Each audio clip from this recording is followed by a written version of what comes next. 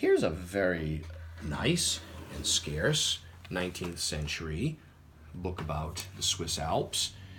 It's in a period half leather binding with raised bands that are gilt lettering, marbled boards. And what's interesting about this is that it is the yearbook of the Swiss Alpenclub, and it's from 1884 to 85, published in Switzerland in Bern in 1885. And it has this fold-out lithographed plate that was actually lithographed in Bern as well. So published in Switzerland, about Switzerland, with plates published in Switzerland.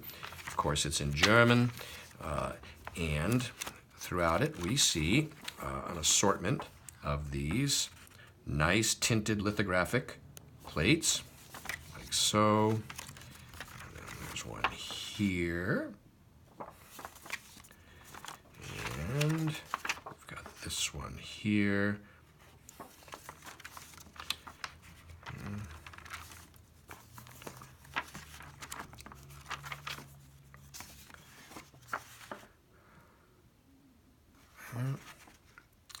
That little town there, or little village actually, is Larey or Lorette, 1876, it says right here.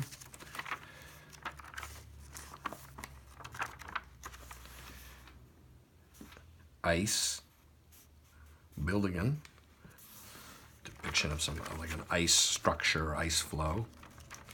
We got this one. That's the club hut. The Alp Club. That's their hut. A little view there, and there's this little lithographed view here of Lake Detani.